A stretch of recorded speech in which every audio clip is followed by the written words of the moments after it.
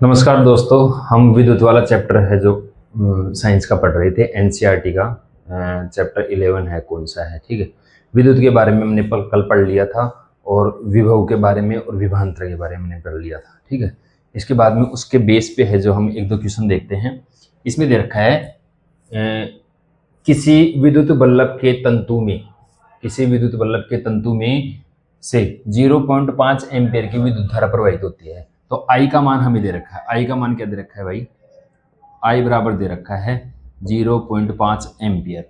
अच्छा, जो एम्पियर है ना, इसको शॉर्ट में हम ए बी लिखते हैं, ठीक है ना। ये आप याद रखेंगे। विद्युत धारा का मात्रक है जो एम्पियर होता है, उसको हम ए बी लिखते हैं।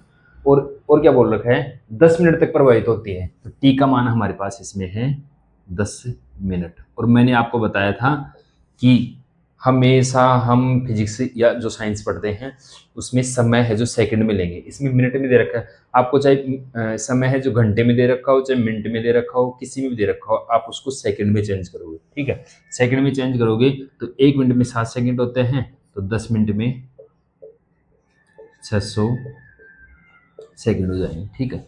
और देखो क्या बोल रखा है, प्रवाहित होती है विद्युत परिपथ से प्रवाहित विद्युत धारा, विद्युत आवेश का परिमाण ज्ञात कीजिए। अच्छा, हमारे पास फॉर्मूला होता है आई बराबर क्यू अपॉन टी।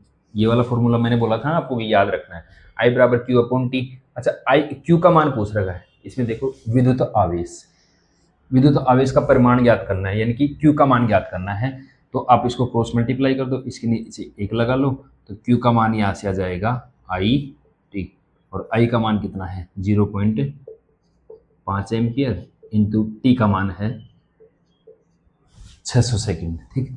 जब इनको गुणा करेंगे तो यहाँ पर कितना आ जाएगा? 300 कुलाम आ जाएगा, ठीक है।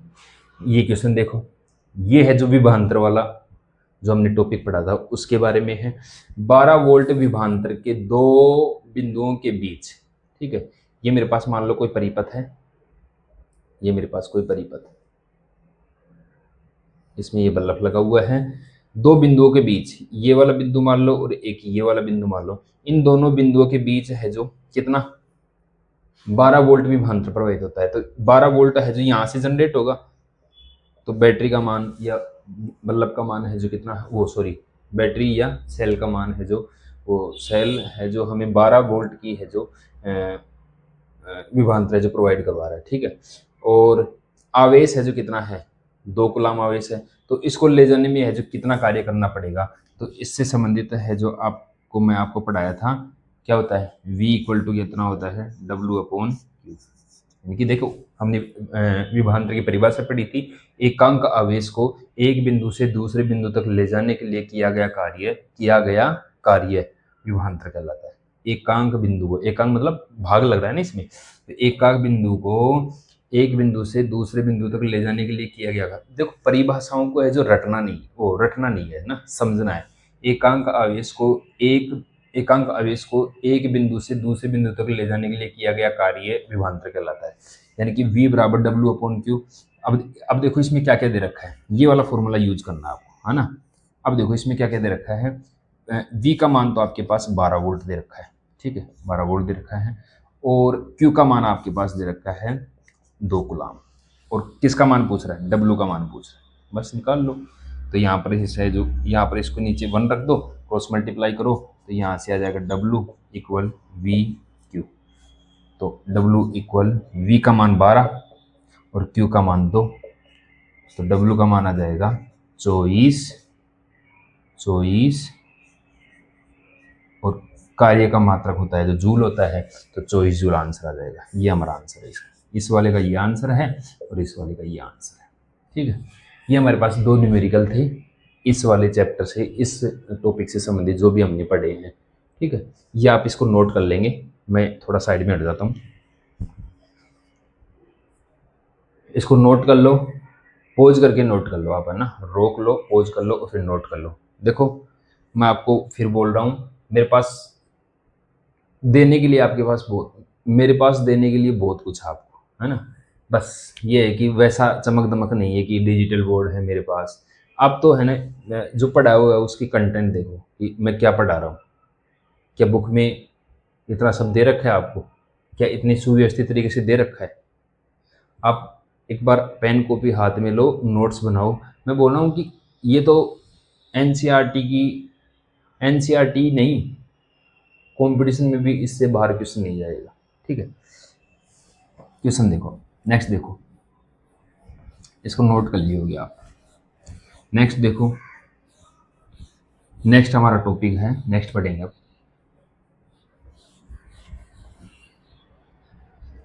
नेक्स्ट टॉपिक है विद्युत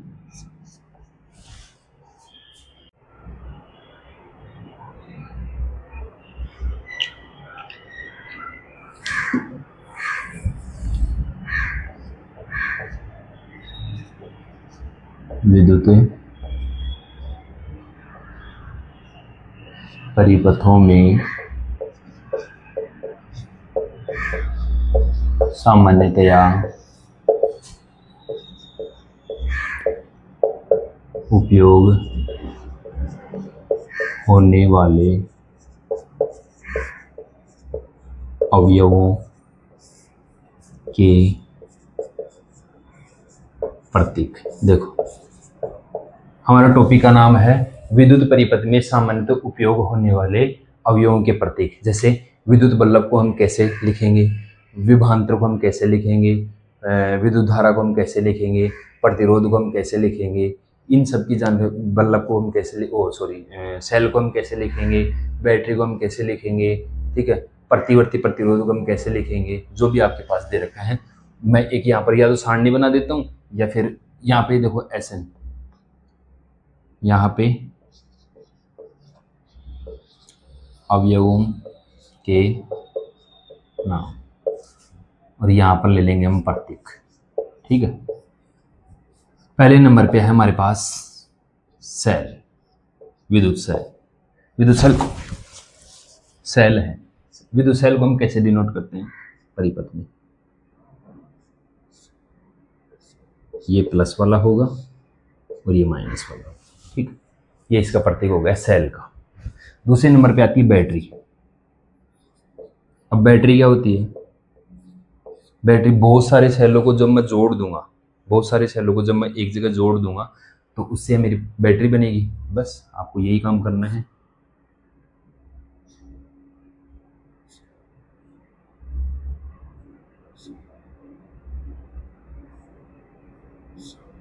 ठीक है, ये 3 सेल जोड़ दिए मैं यहाँ पर, ये प्लस है और ये माइनस आएगा। ठीक है, तो ये मेरे पास बैटरी का निशान, बैटरी का प्रतीक। तीसरा देखो, तीसरा है मेरे पास बल्ब। बल्ब को हम ऐसे डिनोट करते हैं,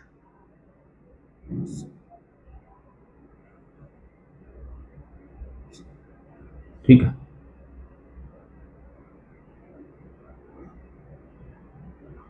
ऐसे। ठीक, यहाँ पे ये प्लस लगा तो लगाओ, नहीं माइनस नहीं मत लगाओ, कोई दिक्कत नहीं। और देखो, विद्युत धारा का मापन है जो किसे कहते हैं? एमीटर। एमीटर का लिखो, एमीटर। एमीटर को परिपथ में हम इसको ऐसे दर्शाते हैं, यहाँ ए लिख देते हैं। ठीक है, और आता है हमारा वोल्ट मीटर। वोल्ट मीटर से हम किसका मापन करते हैं? विभवांतर का मापन करते हैं। इसको समांतर क्रम में लगाते हैं। इससे विद्युत धारा का मापन करते हैं, जिसका आंसर हमारे पास एम्पियर में आता है। इसको हम श्रेणी क्रम में लगाते हैं, याद होगा ना आपको। इसको हम ऐसे डिनोट करते हैं, यहाँ पे V डाल देते हैं, एमीटर का A डाल देते हैं, वोल्ट मीटर का V डाल देते हैं। ठीक, नेक्स्ट देखो, प्रतिरोध। प्रतिरोध हमारे पास ऐसे होता है। प्रतिरोध के बारे में हम पढ़ेंगे। नेक्स्ट टॉपिक हमारा यही होगा कि प्रतिरोध किसे कहते हैं, वो सब चीजें। ठीक है, नेक्स्ट है प्रतिवर्ती प्रतिरोध। अब प्रतिवर्ती प्रतिरोध क्या होता है, ये भी हम नेक्स्ट पढ़ेंगे, है ना, इस प्रतिरोध के बाद में पढ़ेंगे। इसका देखो, इसका यही होता है ना, इसको हम ऐसे दर्शाते हैं। या फिर होता है हमारे पास, ये तो होता ही है, ऐसे दर्शाते हैं। ठीक है, नेक्स्ट देखो क्या बच गया। सेल आ गया, बैटरी आ गई, सेल आ गया, बैटरी आ गई, बल्ब आ गया, एमीटर आ गया, वोल्टमीटर आ गया, प्रतिरोध आ गया, प्रतिवर्ती प्रतिरोध। कुंजी देखो, एक है खुली कुंजी, एक है बंद कुंजी। कुंजी मतलब ये बटन जो स्विच होता है ना हमारा, उसकी बात कर रहे हैं ना। तो जो खुली होती है उसको तो हम ऐसे दर्शाते हैं, और जो बंद होती है उसको हम ऐसे दर्शाते हैं। एक और रह गया हमारा, 10 नंबर पे रह गया, यहाँ लिख देता हूँ मैं ना, आप नीचे लिख लेना। क्रॉसिंग तार, क्रॉसिंग तार हमारा ऐसे होगा। ये मान लो कोई तार है और इसको ये दूसरा वाला तार क्रॉस कर रहा है, ठीक है, ये ऐसे होगा। नोट कर लेंगे आप। मैं साइड हो जाता हूँ, नोट कर लो आप। देखो सेल को है जो इसके द्वारा दर्शाते हैं ये वाला, बैटरी है जो सेलों को बहुत सारे जोड़ देंगे, बहुत सारे सेलों को जोड़ देंगे तो बैटरी हो जाएगी। बल्ब ये हो गया, एमीटर ये हो गया, वोल्टमीटर ये हो गया, प्रतिरोध ये हो गया, और प्रतिवर्ती प्रतिरोध ये हो गया, फिर ये हो गया। खुली कुंजी हमारे पास ये होगी और बंद कुंजी ये होगी। ठीक है,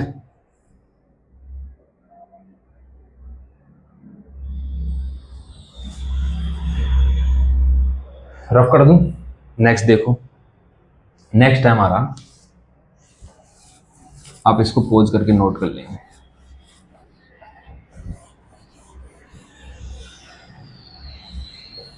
आप नोट्स बना लें और बारी बारी से इनको रिवीजन, बारी बारी से इनका रिवीजन करते रहें। फिर आप कोई भी कंपटीशन देंगे ना, उसमें देखना कैसे यूज करें। नेक्स्ट है हमारा टॉपिक ओम का नियम। ओम का नियम,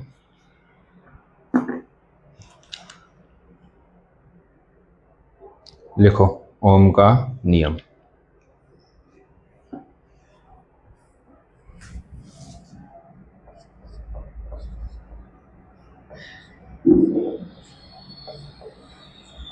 पहले ओम का नियम समझेंगे। ओम ने एक नियम दिया, ठीक है, क्या नियम दिया था। जैसे मेरे पास मान लो कोई तार है, ये मेरे पास कोई तार है, इसका मेरे को प्रतिरोध ज्ञात करना है। प्रतिरोध का मतलब होता है धारा में रुकावट। अब प्रतिरोध का एक शब्द है हमारे पास, प्रतिरोध का मतलब होता है धारा में कितनी रुकावट है, उसकी क्षमता को हम प्रतिरोध बोलते हैं। ठीक है, वो हम बात करेंगे। जैसे मेरे पास ये कोई तार है, ये मेरे पास इसको बैटरी से जोड़ दिया, बैटरी या सेल से जोड़ दिया। इस वाले तार को देखता हूं मैं, तो इस वाले तार की है जो आपको भौतिक दशाई होती है ना, भौतिक दशा मतलब इसकी लंबाई, इसका ताप, इसका क्षेत्रफल, ठीक है, दाब, इन सब चीज़ों को है जो आप क्या करेंगे, स्थिर कर देंगे। जब आप इन चीज़ों को स्थिर कर देंगे तो जो इसका प्रतिरोध है ना, इसका प्रतिरोध वो इसमें प्रवाहित होने वाली धारा, इसमें प्रवाहित होने वाली धारा मतलब आई, इसमें प्रवाहित होने वाली धारा के समानुपाती होता है। क्या होता है समानुपाती, जो विभवांतर है, विभवांतर मतलब वी है जो इस तार में प्रवाहित होने वाली धारा आई के है जो समानुपाती होता है, यानी कि वी बराबर वो वी प्रोपोर्शनल आई, वी समानुपाती आई। ठीक है, यही है जो ओम का नियम है। देखो अब इसको कैसे लिखेंगे। किसी, इसको मैं रफ कर देता हूँ ना, दोबारा और समझ लेंगे अगर नहीं समझ में आया तो। किसी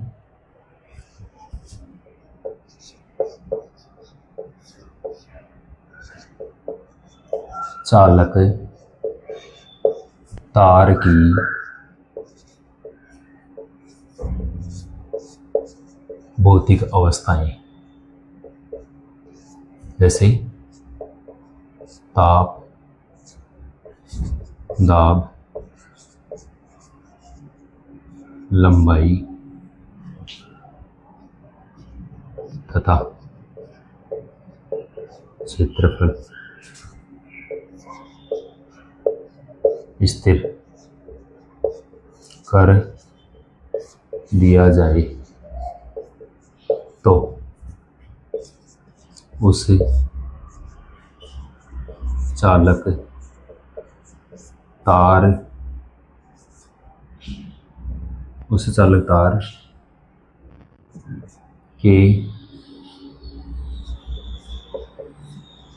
दो बिंदुओं के बीच उत्पन्न विभवांतर धारा के समानुपाती होता है। मतलब देखिए क्या करना है, किसी चालक तार की भौतिक अवस्थाएं ताप है, दाब है, लंबाई है, क्षेत्रफल है, इनको आप स्थिर कर दो, यानी कि ये बदलनी नहीं चाहिए, ठीक है।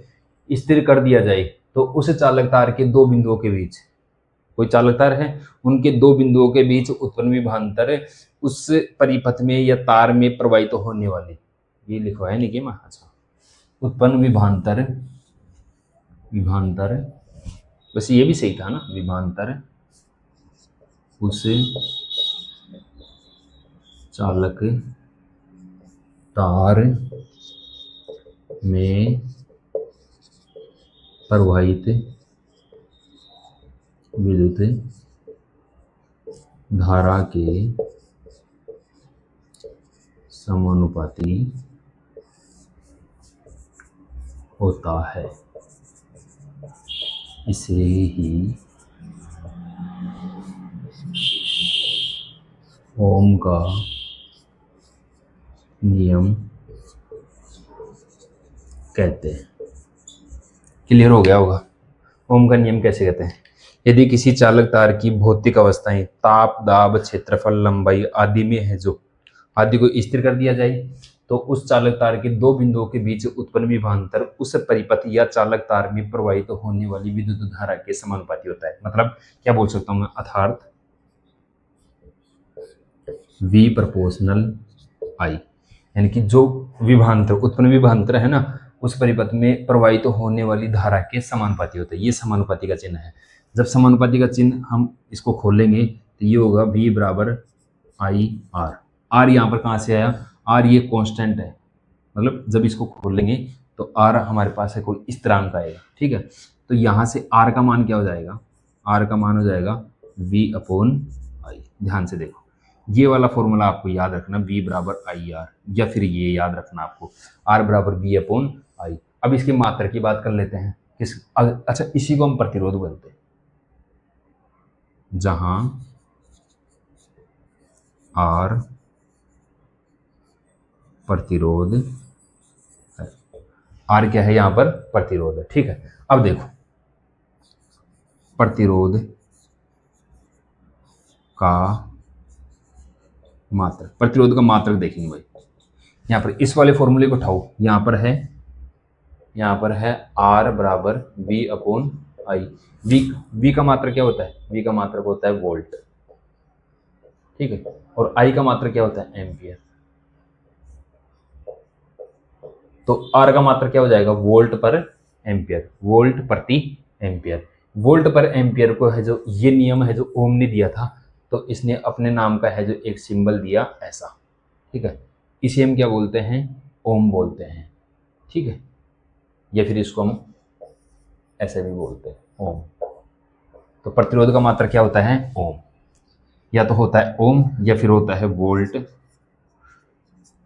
पर एम्पियर, दोनों ही सही है ना, या ओम होता है।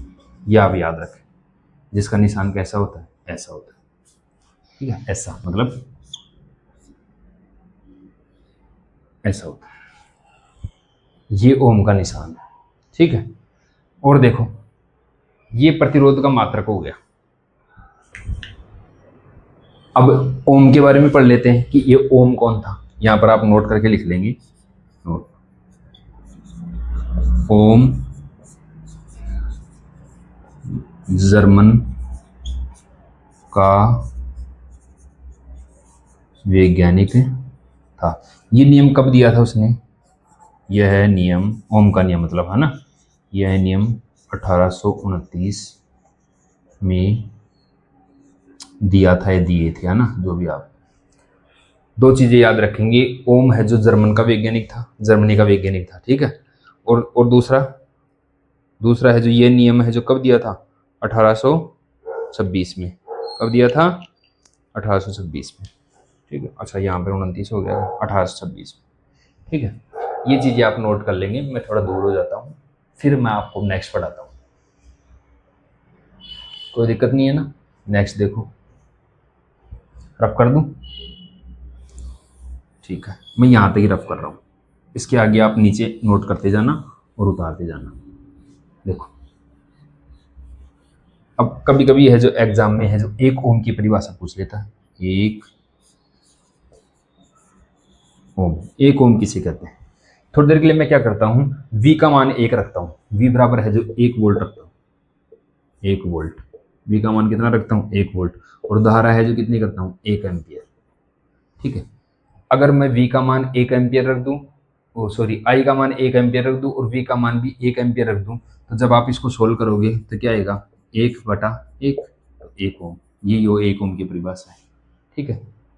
तो कैसे लिखेंगे इस परिभाषा को? यदि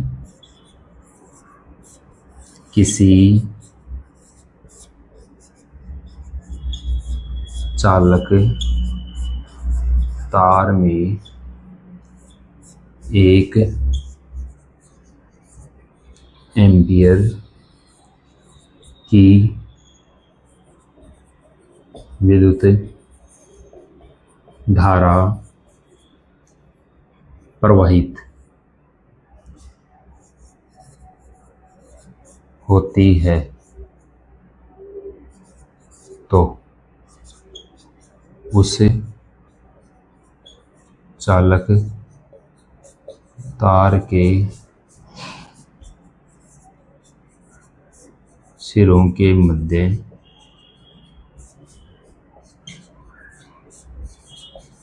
1 वोल्ट विभवांतर उत्पन्न होता है तो उसे 1 ओम कहते हैं। 1 ओम की परिभाषा आपसे पूछ ले तो आपको ये परिभाषा लिख के आनी है, साथ में ये भी करके आना है, ठीक है। तो R बराबर कितना हो जाएगा? 1 वोल्ट पर 1 एम्पियर, ये हो जाएगा 1 ओम, ठीक है। ये और लिख के आना, ठीक है। यहाँ यदि किसी चालक तार में 1 एम्पियर की विद्युत धारा प्रवाहित होती है, विद्युत धारा प्रवाहित हो रही है, ये मेरे पास मान लो ये है, आपको समझाई देता हूँ ना, ये माइनस है, ये प्लस, ये मेरे पास कोई चालक तार है, मान लो ये मेरे पास कोई चालक तार है, ठीक है। इसको मैं बैटरी से जोड़ दिया, ये मेरे पास कोई चालक तार है। यहाँ पर ये जो बैटरी है, यदि यहाँ पर मैं बैटरी है जो 1 वोल्ट की लूँ और इसमें है जो 1 एम्पियर की धारा प्रवाहित होती है, एक इस परिपथ में 1 एम्पियर की धारा प्रवाहित होती है, तो 1 वोल्ट विभवांतर होता है, उत्पन्न होता है, तो उसे हम क्या बोलते हैं? 1 ओम बोलते हैं, ठीक है। ये परिभाषा आपको याद हो गई होगी और ये इसका सॉल्यूशन है, ठीक है। नेक्स्ट देखो, नेक्स्ट देखो,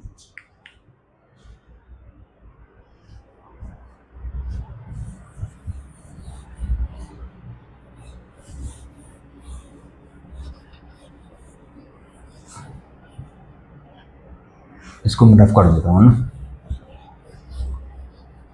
ये ओम का नियम चल रहा है हमारा,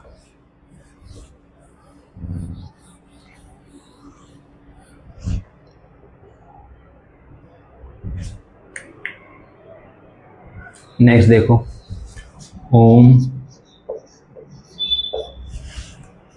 ओम के नियम का ग्राफ कैसे होगा। तो याद रखना आपको, ओम का नियम हमें एक सीधी ग्राफ है, सीधी रेखा देता है। ओम के नियम का ग्राफ, ठीक है। देखो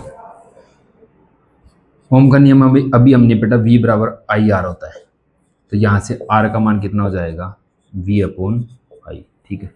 ये मेरे पास मान लो ओम के नियम का ग्राफ खींचता हूँ मैं। यहाँ पर है जो V है वोल्टता है, यहाँ पर I है, ठीक है। थोड़ी देर के लिए मैं क्या करता हूँ, ये मेरे पास 1 होगा, ये 2, ये 3, ये 4, ये 5, ये मेरे पास 1 2 3 4 5। अच्छा क्या करता हूँ मैं, कोई मेरे पास परिपथ है, उसमें मैं 1 एम्पीयर की धारा प्रवाहित करूँ, तो यदि 1 वोल्ट उत्पन्न हो तो ये दोनों बिंदु कहाँ मिलेंगे, यहाँ। ऐसे 2 एम्पीयर की धारा प्रवाहित करूँ और 2 वोल्ट मेरे पास उसमें उत्पन्न होती है यहाँ। ऐसे 3 वोल्ट और 3 एम्पीयर यहाँ यहाँ यहाँ। जब इनको मैं मिलाऊंगा तो मेरे पास एक सीधी रेखा प्राप्त होगी। क्या प्राप्त होगी, सीधी रेखा। ये आप सीधी रेखा कर देना, है ना। कैसी रेखा प्राप्त होगी, सीधी रेखा प्राप्त होगी।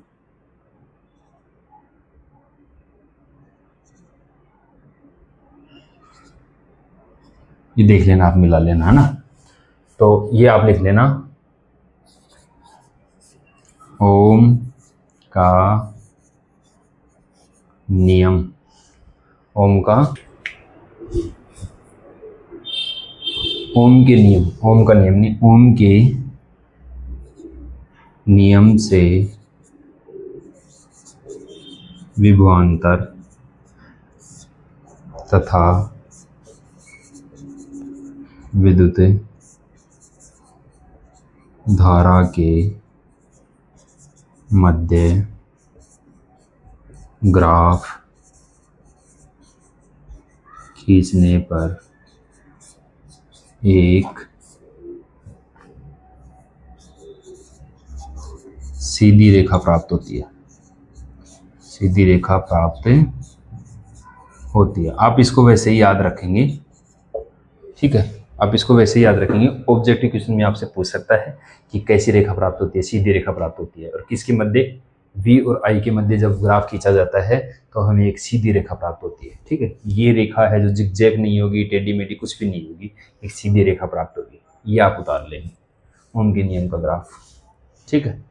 नेक्स्ट देखो, नेक्स्ट हमारा टॉपिक आता है प्रतिरोध। क्या आता है, प्रतिरोध। प्रतिरोध को है जो हम R से डिनोट कर रहे थे। प्रतिरोध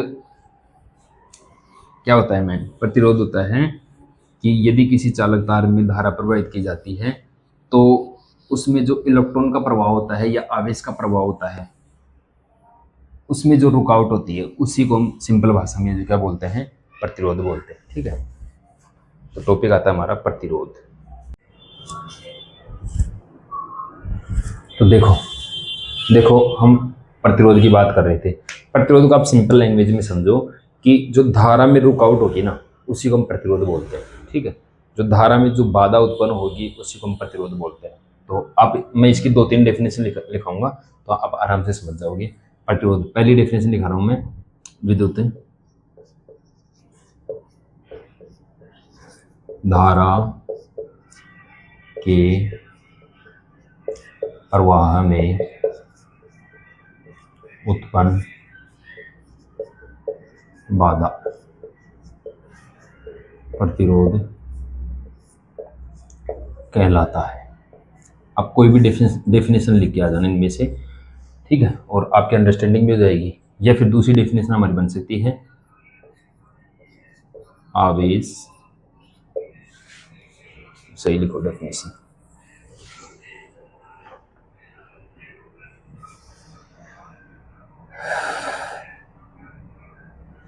चालकों में आवेश के प्रवाह में उत्पन्न बाधा प्रतिरोध कहलाता है। ठीक है, एक तीसरी डेफिनेशन भी लिख सकता हूं मैं यहाँ पर, यानी कि कोई चालक है, कोई चालक है, चालक में क्या होते हैं, चालक में अणु होते हैं, परमाणु होते हैं या आयन होते हैं।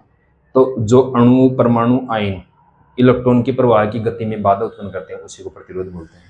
किसी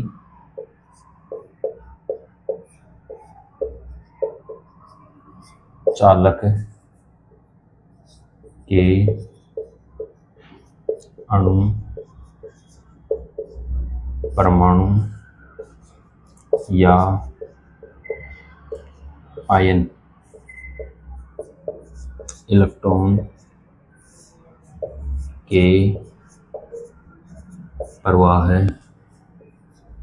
में बाधा उत्पन्न करते हैं उसे ही प्रतिरोध कहते हैं, प्रतिरोध कहते हैं। शायद आप डेफिनेशन से समझ गई होगी कि मैं आपको क्या समझाना चाह रहा हूँ। प्रतिरोध मतलब एक तरह से है जो धारा प्रवाह में है जो उत्पन्न बाधा, उसी को हम प्रतिरोध बोलते हैं। ठीक है, और या फिर आवेश के प्रवाह में, आवेश के प्रवाह में उत्पन्न बाधा को हम प्रतिरोध बोलते हैं। या किसी चालक के अणु, परमाणु, आयन वो इलेक्ट्रॉन के प्रवाह की गति में, प्रवाह की जो गति होती है उसमें बाधा उत्पन्न करते हैं, तो उसको हम क्या बोलते हैं, प्रतिरोध बोलते हैं। ठीक है, अब देखो नेक्स्ट क्या आता है। नेक्स्ट हमारे पास आता है कि प्रतिरोध की निर्भरता, जो ये है जो किस किस बातों पर निर्भर करता है। तो यहाँ लिखेंगे हम प्रतिरोध की निर्भरता। देखो मेन रूप से है जो दो नियम चलते हैं, बाकी ये है जो 4-5 बातों पे डिपेंड करता है। वो 3-4 बातें हैं जो मैं बाद में बताऊंगा। पहले मैं मुख्य बातें बताऊंगा कि ये है जो किस पर निर्भर करता है। सबसे पहले तो ये लंबाई पर निर्भर करता है। जैसे कोई हमारे पास चालक तार है, ये चालक तार है, ठीक है, ये चालक तार है। इस चालक तार में प्रतिरोध क्या होगा, कितना ये धारा का प्रवाह में प्रतिरोध उत्पन्न करेगा, तो ये किस बात पर निर्भर करता है। एक तो इसकी लंबाई पर निर्भर करता है, लंबाई पर निर्भर करता है, लंबाई को मैं एल मान लूंगा। दूसरा है जो ये निर्भर करता है इसकी मोटाई पर, यानी कि इस तार की मोटाई क्या है, एक मोटाई पर निर्भर करता है। ठीक है, तो प्रतिरोध की निर्भरता सबसे पहले तो 1 नंबर पॉइंट पे लिखूंगा कि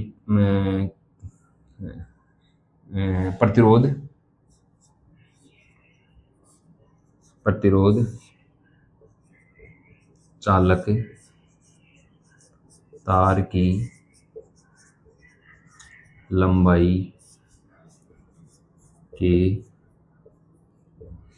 समानुपाती होता है। अब ये समानुपाती क्या है, समानुपाती ये है, अगर ध्यान से समझेंगे समानुपाती क्या है, लंबाई के समानुपाती होता है। प्रतिरोध है जो, प्रतिरोध किसके समानुपाती होता है, लंबाई के समानुपाती होता है। मतलब जितनी हमारे पास, जितना लंबा तार होगा उसका प्रतिरोध उतना ही अधिक होगा। ठीक है, जो छोटा तार होगा उसका प्रतिरोध कम होगा।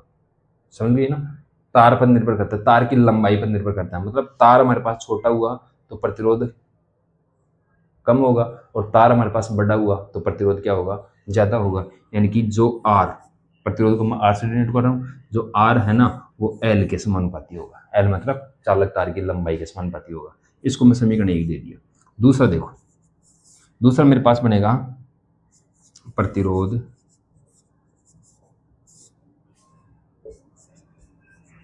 चालक तार के क्षेत्रफल के व्युत्क्रमानुपाती होता है, व्युत्क्रमानुपाती होता है। अब ये समानुपाती क्या होता है और व्युत्क्रमानुपाती क्या होता है। देखो व्युत्क्रमानुपाती होता है उल्टा, उल्टा मतलब जो आर है ना, यहाँ ए क्या है, ए एरिया है, यहाँ एल है जो लेंथ है, लंबाई है, और यहाँ ए है जो एरिया, एरिया मतलब क्षेत्रफल है। तो जो चालक तार 1/A, जो चालक तार है ना, चालक तार का जो प्रतिरोध होगा वो क्षेत्रफल के व्युत्क्रमानुपाती होगा। क्षेत्रफल मतलब जितना मोटा तार होगा, जितना मोटा तार होगा उसका प्रतिरोध उतना ही कम होगा। ठीक है, यानी कि मैं क्षेत्रफल को बढ़ाऊंगा, चालक तार के क्षेत्रफल की मोटाई बढ़ाऊंगा तो प्रतिरोध मेरे पास क्या होगा, कम। ये इस हिसाब से व्युत्क्रम का मतलब ये होता है।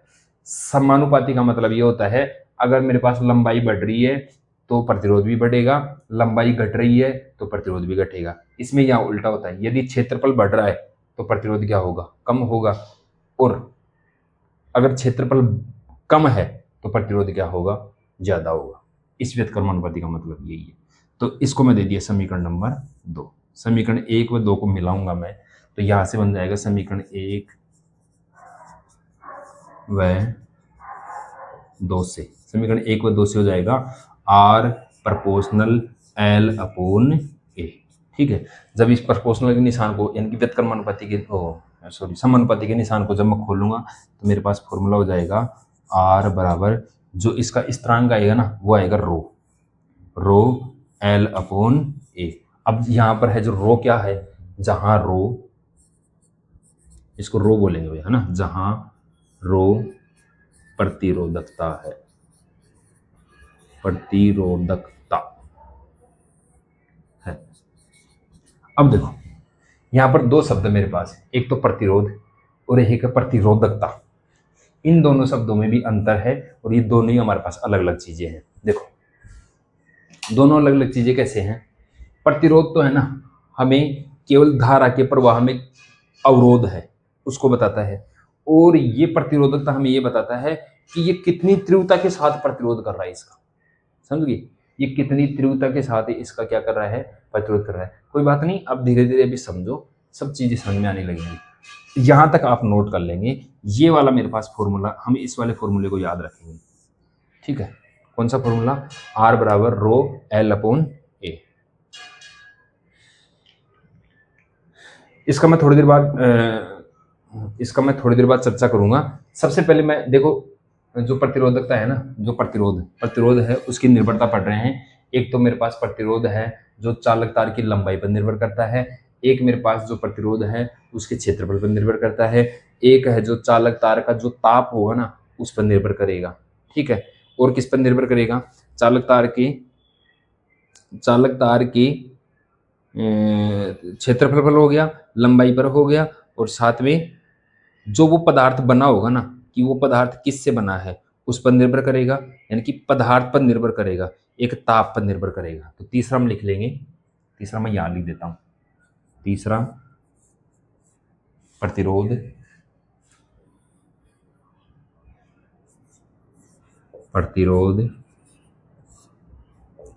ताप पर निर्भर करता है। चौथा पॉइंट लिखेंगे, प्रतिरोध चालक तार के पदार्थ की प्रकृति पर निर्भर करता है। इनको समझेंगे। जो प्रतिरोध है, जैसे चालक तार है उसका अगर मैं ताप बढ़ा दूंगा, चालक तार का जो ताप बढ़ा दूंगा तो उसका प्रतिरोध भी मेरे पास बढ़ जाएगा, और अगर चालक तार का मैं प्रतिरोध है जो एक निश्चित ताप पर है जो कम कर दूंगा तो उसका प्रतिरोध भी है जो क्या हो जाएगा, कम हो जाएगा। अब देखो चौथा पॉइंट है प्रतिरोध चालक तार के पदार्थ की प्रकृति पर निर्भर करता है। अब पदार्थ की प्रकृति क्या है, जैसे मैं पदार्थ ले लिया कॉपर, तो कॉपर की चालकता अलग होगी। ठीक है, मतलब कॉपर, अब उसके बाद में मैं ले लूँ लोहे का तार, उसके बाद में मैं ले लूँ एल्यूमिनियम का तार, तो इन सब की प्रतिरोध है जो इन सब का प्रतिरोध है जो अलग अलग होता है। सबसे कम प्रतिरोध हमारे पास चांदी के तार का होता है। ठीक है, उसके बाद में है जो कॉपर के तार का होता है, फिर उसके बाद में एल्यूमिनियम के तार का होता है। सबसे खराब आप लोहे को गिन सकते हो, या फिर मरकरी, ये सब पदार्थ होते हैं ना, उन सब की प्रतिरोधकता है जो क्या होती है, उच्च होती है। तो क्या होगा, वो धारा के प्रवाह में ज्यादा बाधा उत्पन्न करेंगे, तो उनमें धारा का प्रवाह है जो आसानी से नहीं होगा। ठीक है, तो मैं आपको ये समझाना चाह रहा हूँ कि वो पदार्थ की प्रकृति पर भी निर्भर करता है। ठीक है, ये आप उतार लेंगे। एक और पॉइंट लिखेंगे, ये मैं थोड़ा साइड हो जाता हूँ और ये आप नोट कर लेंगे। आज प्रतिरोध को हम कंप्लीट करेंगे, फिर ये वीडियो समाप्त करते हैं। ठीक है, 4 पॉइंट मैं आपको लिखा दिया, ठीक है, नेक्स्ट देखो, एक चीज और लिख लेंगे नोट करके। एक होती है चालकता। चालकता क्या होती है अब ये देखेंगे। अब ये टॉपिक पूरा नहीं हुआ है ना, ये इसी के पार्ट चालकता। ये मेरे पास कोई तार है, ठीक है। एक तो एक चीज है इसमें प्रतिरोध, और एक चीज है चालकता। मैं बोल सकता हूं जिस तार की है जो चालकता ज्यादा होगी उसका प्रतिरोध कम होगा। मतलब चालकता, उसमें आसानी से इलेक्ट्रॉन बह रहे हैं, जब आसानी से इलेक्ट्रॉन बह रहे हैं तो उसका प्रतिरोध अपने आप ही कम होगा, ठीक है। तो मैं बोल सकता हूं कि कहीं ना कहीं जो चालकता है ना वो प्रतिरोध की व्यतिक्रम होती है, ठीक है। तो ये लिख लेना आप, ये पॉइंट बना के लिख लेना इसी के नीचे।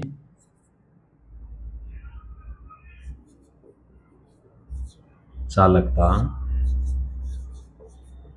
प्रतिरोध की व्यतिक्रम होती है। व्यतिक्रम होती है मतलब उल्टा होती है। उल्टा मतलब अगर ये वाली चीज बढ़ेगी तो ये घटेगी, और ये बढ़ेगी तो ये घटेगी। अर्थात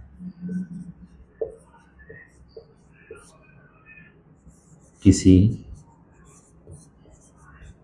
चालक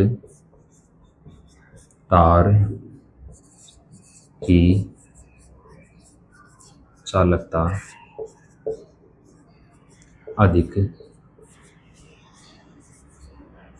है तो उस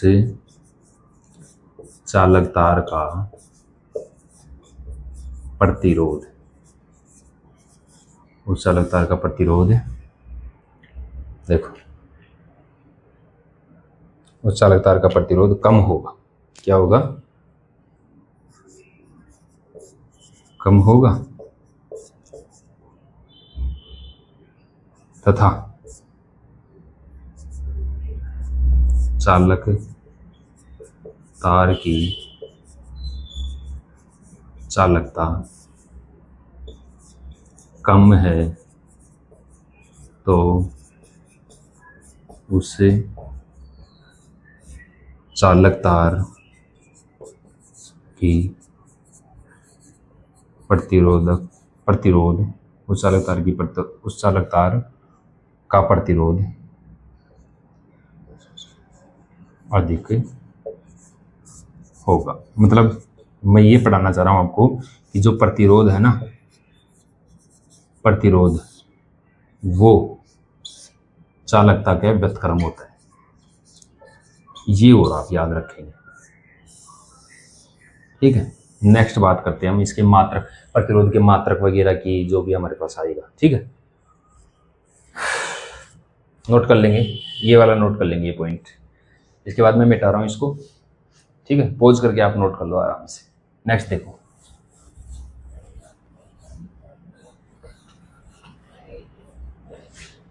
नेक्स्ट लिखो, प्रतिरोध का मात्रक हमने पढ़ लिया ना। प्रतिरोध का मात्रक ओम होता है।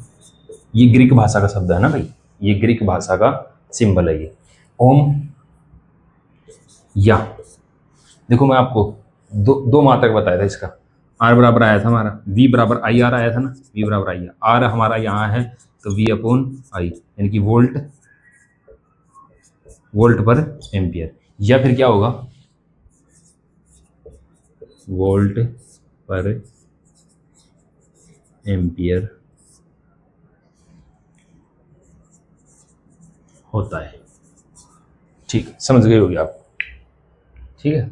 ये प्रतिरोध का अगर आपसे मात्रक पूछे तो प्रतिरोध का मात्रक क्या हो जाएगा, ओम हो जाएगा या फिर वोल्ट पर एम्पियर हो जाएगा, ठीक है।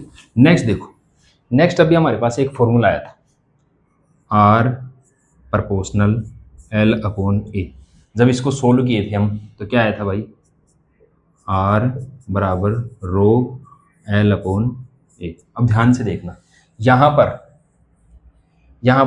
ये आर तो हमारा प्रतिरोध है, ये रो है जो हमारा क्या है, प्रतिरोधकता, और ये एल है जो लंबाई है, और ये मेरे पास क्या है, क्षेत्रफल। आपको मैं बता देता हूँ, यहाँ पर जो लंबाई की जो विमा होती है वो लंबाई का जो मात्रक होता है वो मेरे पास क्या होता है, मीटर। ठीक है, जो क्षेत्रफल होता है, क्षेत्रफल कैसे निकालते हैं हम किसी भी चीज़ का, लंबाई गुना चौड़ाई। तो उसमें दो दो लंबाई होंगी ना भाई, एक तो लंबाई और एक चौड़ाई भी हमारे पास वो एक तरह से वो क्या बोलते हैं, लंबाई मीटर में माप होगी।